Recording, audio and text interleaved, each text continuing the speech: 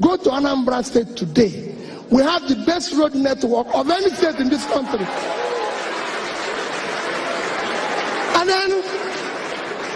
And then we look at it. We went into education. Everybody knew that. Ku je jihata ta Anambra ku gani. Ita ce jihar da tafi kowace jiha hanyoyi masu kyau. Ku je ku duba ku gani. Kuma a ɓangaren ilimi, kamar yadda kuka sani, sai da abubuwa suka tsaya cak na tsayin shekaru 2 domin a lokacin gyare-gyare muka yi ta yi domin bunƙasa fannin ilimi. Har Anambra kenan.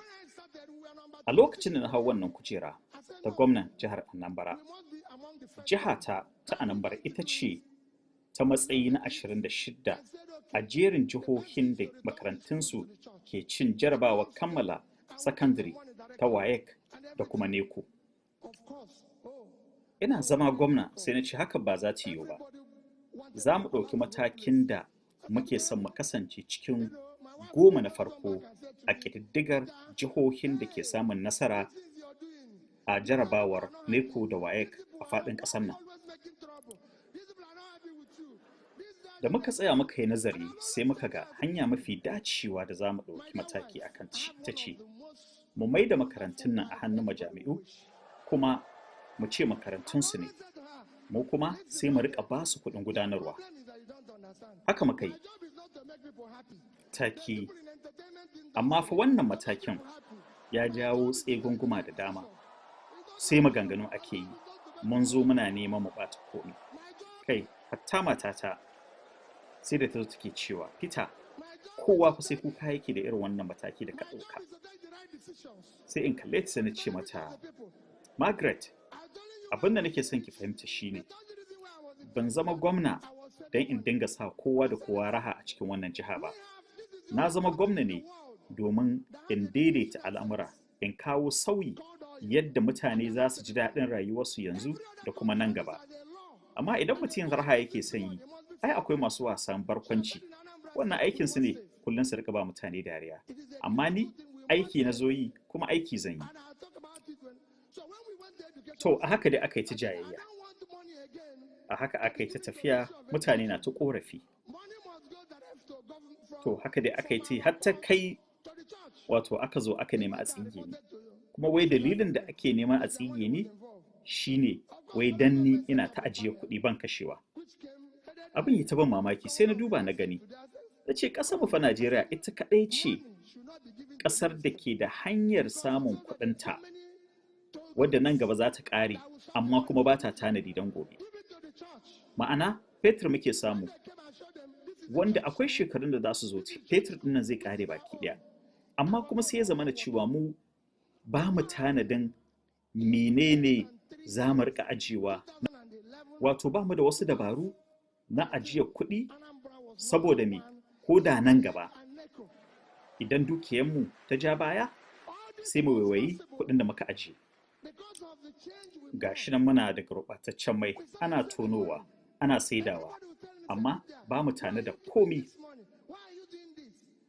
Akwai dokoki na ƙasa da ƙasa wanda yawancin akasarin ƙasashen nan da ke tono mai to akwai wani kaso da suke warewa domin ajiya. Saboda haka ne da na zama gwamna a jihar Anambra sai na ce to dole sai mun dinga ajiya. Dole sai mun tanaji kuɗi domin mataki ne mai matuƙar muhimmanci. Da muka koma ɓangaren ilimi sai muka ce to abin da zai faru ba za mu dinga ba ma'aikatar ilimi ta jihar Anambra kuɗi kai tsaye ba a'a. Za mu fiddo kuɗi ne daga asusun gwamnati mu miƙa ma majami'u kai tsaye domin su kula da makarantu. Amma saboda wannan mataki da muka ɗauka sai wasu suka yi ƙungiya suka je suka kai ƙaranmu a wurin gwamnatin tarayya. A lokacin gwamnan jihar Rivers na yanzu shi aka turo ya jagoranci wani kwamitin bincike. Suka zo muka musu bayani. Muka ce muna ba majami'u kuɗin kula da makarantu ne kai tsaye. Ba mu ba ma'aikatar ilimi. Saboda mun lura cewa idan kuɗin nan suka bi ta hanyar ma'aikatar ilimi to akwai wasu tarnaƙi da ake samu wanda ke hana abubuwa gudana yadda ya kamata.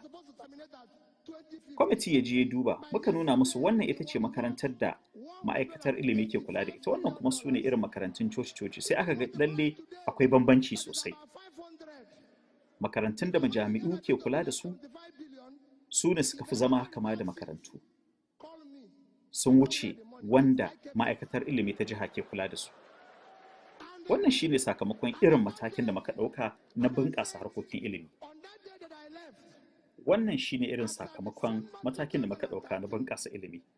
Kun san abin da ya faru a jihar Anambra? A shekara ta 2011, 2012, 2013, jihar Anambra ita ce ta yin na ɗaya a jerin jihohin da suka fi yin zarra a cin jarabawar NECO da WAEC. Duk wannan ya faru ne a sakamakon canje-canjen da muka aiwatar. Bayan nan kuma muka ƙara ɗaukan mataki na tanaji, wato na ajiyar kuɗi.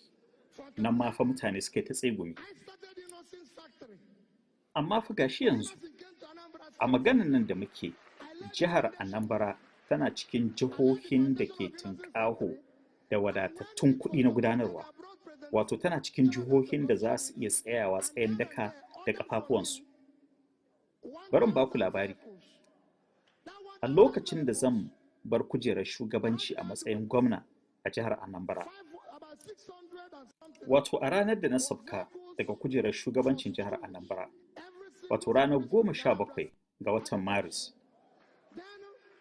a shekara ta 2014, a asusun ajiya na jihar Anambra da ke bankin Access da ke nan Najeriya, sai da na bar kuɗi wuri na guga wuri, wato na bar dalar Amerika miliyan 50 da kuma kusan naira biliyan 7 a wannan bankin na Access.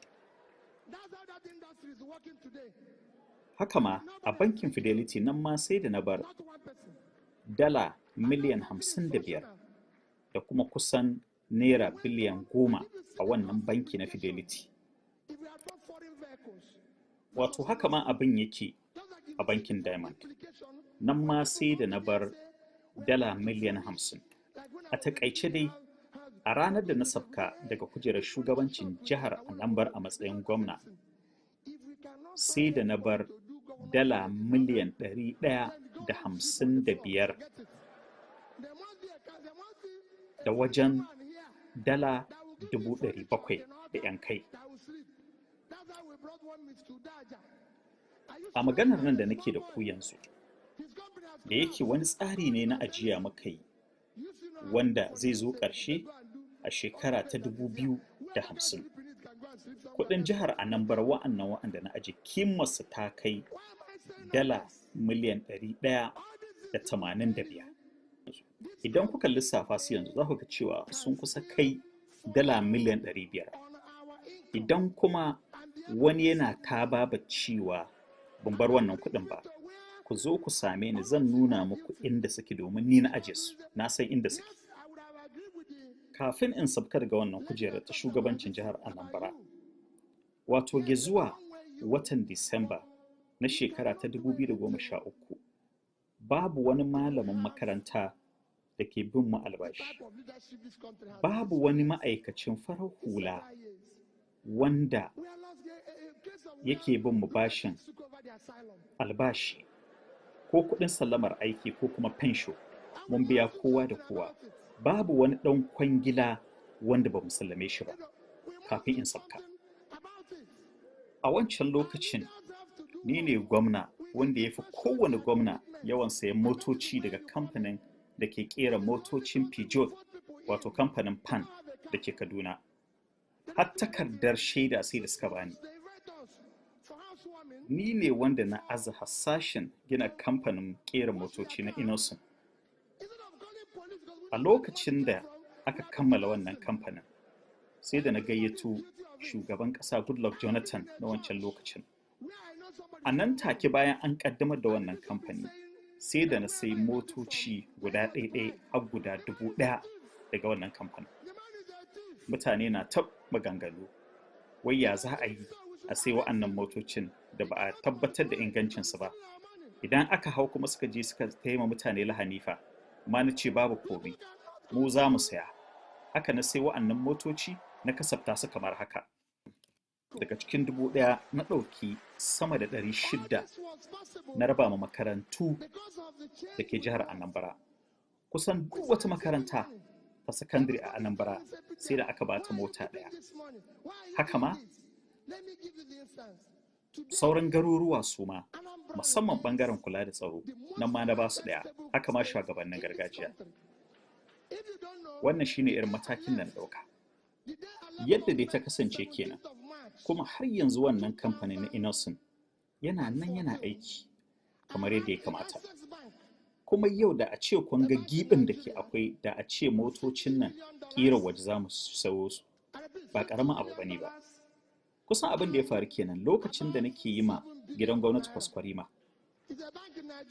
Aka ce ai za a je ina da ina a je a soka yaki, sai na ce a'a. Idan dai babu kafinta wanda zai iya ƙera gadon da gwamnan jihar Anambra zai kwanta bisa shi a nan cikin jihar Anambra, to sai dai in gwamna ya kwanta ƙasa. Haka na sa aka nemo min wani matashin kafinta. Da can na san yana aiki, to amma al'amura sun koma baya. Aka kirawo min shi, na ce har yanzu kana aikinka na kafinta? Ya ce min yana yi. Na ce to ka je kai za ka yi duk gadaje da kujeru na gidan gwamnati. Kuma haka aka yi. Aka kawo su aka saka. Na ce duk wanda ba zai kwanta ko zai zauna ba, to ya zauna ƙasa. Yanzu ga yanan wannan matashi, kamfanin shi ya falfado, yana nan yana ci gaba da sana'ar shi, kuma yana ba sauran matasa aiki. Dalilin da yasa nake kawo muku annan misalai shine ƙasarmu Najeriya tana iya ci gaba da abin da ke hannunmu ba tare da mun tsaya mun je muna shan wahala mu nemo a wani wuri ba. Don haka ya kamata a kowane lokaci mu rika ƙoƙarin amfani da abin da ke gare mu ta hanyar da ya dace domin mu dinga aje kuɗi a ƙasar nan. Yana da matuƙar wahala a yadda abubuwa suka gurɓace a daidaita su, amma daidaiton yana yiwuwa. Kusan kowa yana da laifi cikin wannan harkar. Da haka ya kamata mu tashi tsaye. Najeriya tana cikin irin wani yanayi wanda za a iya kwatanta shi kamar a ce, wato marasa hankali sun kwaci suke kula da masu hankali, ko kuma yanayi ne wanda za a iya cewa wato kamar wa'anda ake kula da su a gidan shan magani na masu taɓin hankali sun kwace kula da wannan wuri. Me zai faru? Wani abin takaici shine a Najeriya ne zaka ga mutum zai tsaya takara a zaɓe shi a lokacin bai ma da mota, amma watanni 6 kacal, ba wai mallakan mota ba, a'a har ɗaukan mu ma zai riƙa yi aiki, muna mai shara da wanke-wanke a gidan shi. Ina ya samo kuɗin? A ina ya samo kuɗin? A maimakon mu kirawo 'yan sanda su kama shi, amma sai ma mu zo muna raye-raye da shiwa. To kaga laifin kusan na kowa ne. Bari in ba ku misalin wata coci da na ji. Kawai sai na ji shi bishop ɗin da wani mutum wanda ni na san mutumin nan sato kuɗin yayi. Da ya zo ya bada kuɗin a wannan cocin, sai bishop ɗin ya yi ta'adda cewa duk wanda ya bada wannan kuɗi, to Allah ya ƙara linka mai daga inda ya samu. Ni kuma na san cewa kuɗin sata ne. Kaga kamata ya ce a kama wannan mutumin, amma ba wai a mai addu'a ba. To wannan su ne ɗaya daga cikin matsalolin ƙasarmu Najeriya.